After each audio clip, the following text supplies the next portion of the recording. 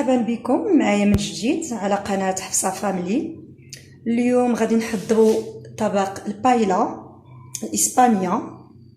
اذا بناء على طلب صديقتي توريا زفزوف اللي كنوجه لها تحية كبيرة من هذا المنبر. اذا هذا الطبق كنحتاجو الكالامار، كنحتاجو الفواكه البحر كيف كنسمو هذا بوزروق، كنحتاجو كروفيت، عندي اصابع السوريمي انا زدتهم الا ما عندكمش ماشي مشكل. نوع ثاني من فواكه البحر عنده واحد الاسم الكوك وعنده بزاف الاسماء. عندنا نوع اخر اللي كيتسموا لي كوتو، هذا هو الاسم اللي كيسموه، هادشي اللي قال لي البائع حتى هو ضفتو. اذا نتوما يمكن لكم تستعملوا اي نوع ديال الحوت بغيتو على حساب الذوق ديالكم. انا استعملت اللي متوفر عندي اليوم. يمكن لكم تزيدوا حوت هبره، يمكن لكم تزيدوا دجاج هبره، على هذا الشيء كله هو على حساب الذوق ديالكم. اذا انا غنبقى في المجال ديال الحوت اللي اختاريت هاد التشكيله اللي كتشوفوا قدامكم. كنحتاجوا مقدار ديال 6 فصوص ديال الثوم. اذا هذا الطبق اللي غنحضر اليوم يقدر ياكل حتى ل 8 الناس، يعني 8 الاشخاص. 6 الفصوص ديال الثوم، 7 الفصوص محكوكين. عندنا المعدنوس مقطع، طماطم محكوكين، انا درت يعني واحد مطيشه كبيره محكوكه، يمكن لكم تستعملوا 2 صغار. عندنا ملعقه كبيره ديال مطيشه الحك، بصله مشلوضه، نص كيلو ديال الرز، يمكن لكم تستعملوا اي نوع بغيتو على حساب النوع اللي كتفضلوا. انا استعملت هذا النوع هذا. عندنا حامضه، ورق سيدنا موسى. اذا تابعوا معايا الطريقه باش تعرفوا كيفاش كنقدموا اولا كيفاش كنحضروا هذا الطبق ديالنا. اذا كنبداو على بركه الله. اول حاجه كنديروا المقله ديالنا كتسخن، كنديروا مقدار ديال نصف كاس ديال زيت الزيتون، كنخليو الزويته تسخن.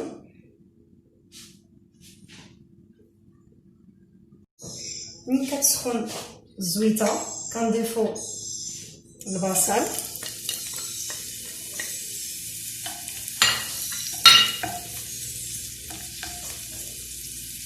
كنضيفو الثوم. اذا انا ما دويتش لكم على التوابل، قلت حتى نبدا العمليه ديال الطهي ونقول لكم اشنو التوابل اللي غادي نستعملو. كنشحروا البصيله مع الثومه، هذا الرائحه ديال الثوم مشحر مع زبيده العود كيجي رائع. كيف سبق لي قلت لكم واحد المره يمكن ما حضرنا كالامار معمر، كنخليو هذا الشيء يتشحر شويه.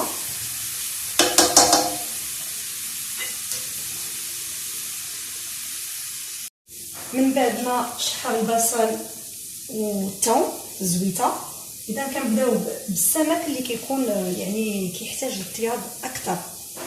انا غادي نبدا بالكالامار. كيف كتعرفوا الكالامار يعني كيبغي الطياب اكثر من باقي السمك، يعني على الاقل غادي يسبقهم بواحد 5 دقائق.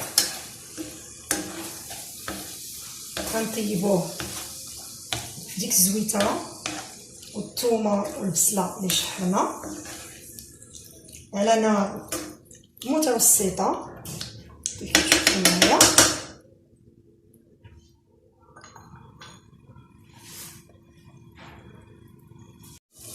من بعد ما كيطيب هذا الكلامه ديالنا كنحطوا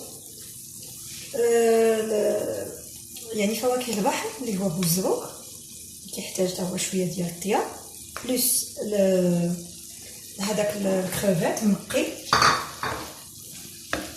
كنضيفوه على هذا الخليط وكنحركو باش تفاعل العناصر مع بعضياتها. كيف كتعرفوا الكروفيت كيطيب يعني غير في الصحت، ما يحتاجش بزاف ديال العافيه. اذا كنمروا المرحله الاخرى اللي هي مرحله التوابل. اذا لهاد الوصفه كنحتاجوا سكينجبير،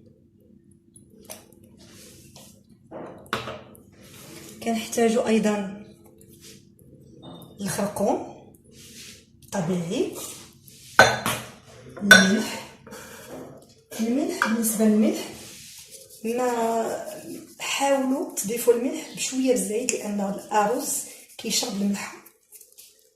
نتوما على حسب الذوق ديالكم، ولكن ديروا في بالكم ان الارز دائما كينص الملح، يعني قد ما زدتوا الملح قد ما مزيان. هنا كنضيف تحميره، كنزيد ابزار. الا عندكم يعني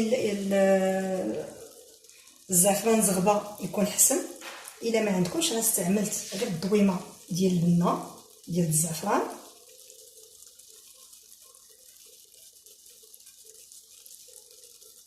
ما تنساوش ان هاد الضويمات البنه مالحه، ديروا في بالكم باش تعرفوا كيفاش تنسقوا ما بين الملح وما بين الضويمات. كنضيفوا عصير ديال حامضه،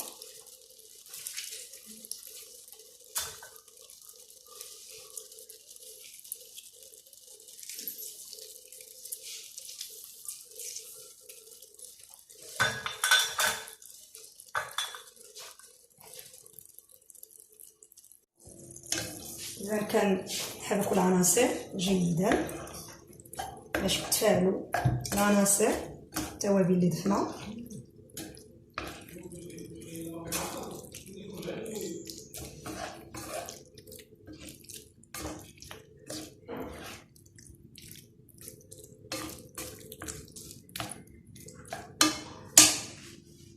من بعد كنمروا الطماطم، كنضيفوا طماطم مدنوس ومطيش الحك.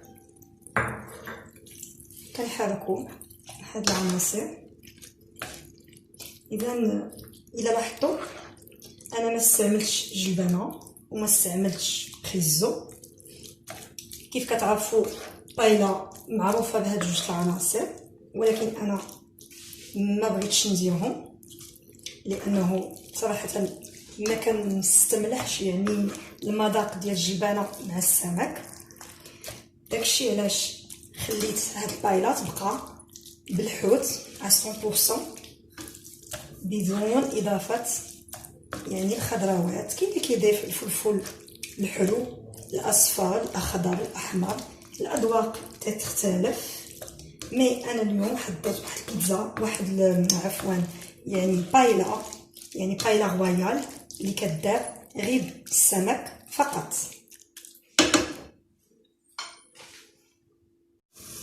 اذا من بعد كنضيفوا الرز كيف كتشوفوا معايا. انا استعملت نص كيلو ديال الرز، يمكن لكم تضاعفوا الكميه على حسب عدد الاشخاص اللي عندكم. اذا الكميه انا اللي درت كيف قلت هي 8 الاشخاص، الى عندكم يعني اشخاص كثر يمكن لكم تضاعفوا الكميه ديال السمك او ديال الارز كيف ما كتشوفوا. اذا كنخلطوا هاد العناصر، كنضيف اوراق سيدنا موسى او ورقات الغار كيف كنسموها. كندمجوا هاد العناصر. الرز راه ما مسلوقش، راه باقي قاصح كيف كتشوفوا.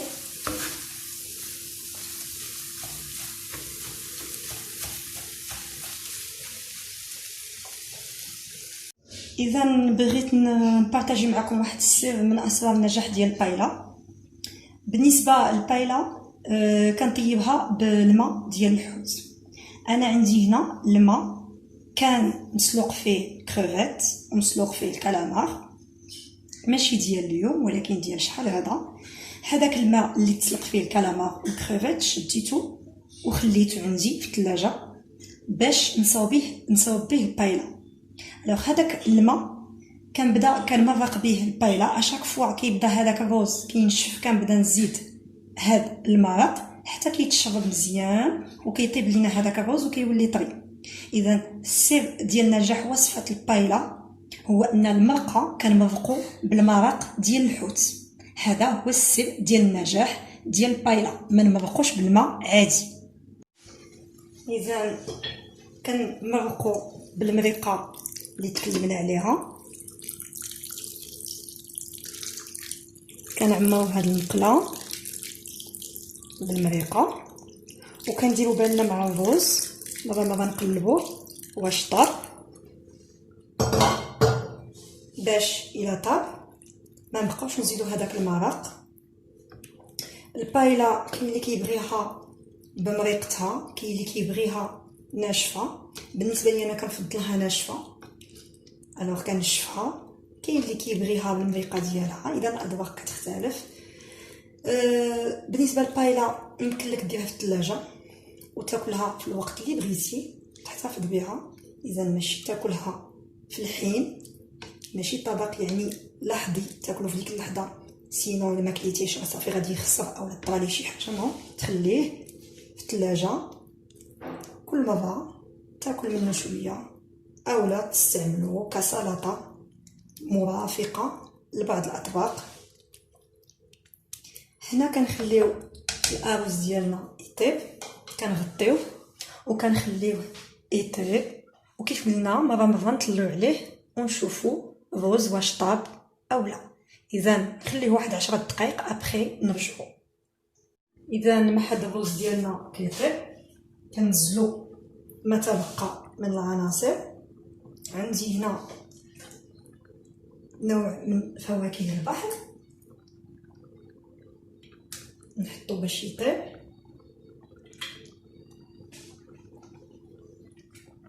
اذا تزيين على حسب الاذواق ديالكم.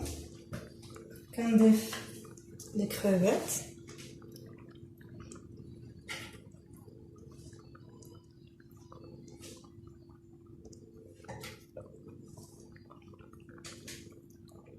باش حتى هما يطيبوا. كنحط هاد لي كوك اللي عندي هنا،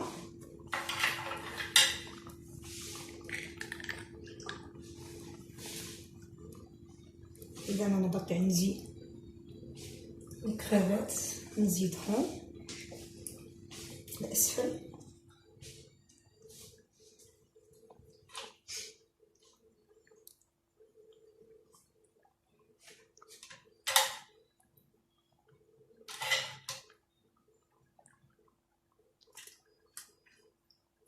أصابع السوري بما انهم مطبوخين حتى الاخر وننزلهم فوق الطبق ديالي.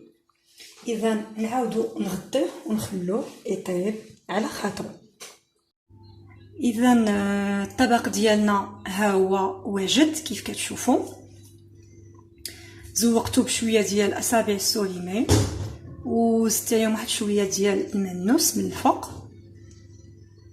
اذا كنتمنى الطبق ديال اليوم يكون من الاعجاب ديالكم، خصوصا الصديقه ديالي توريا. اذا ها الوصفه البايلا اللي طالبتي بها. كنتمنى تكونوا استمتعتوا معايا بهذا التحضير ديال هاد الوجبه الاسبانيه الشهيره. اذا ما تبخلوش عليا بواحد لايك بليس ان كومونتير. نلتقيو مع طبق آخر المرة المقبلة إن شاء الله.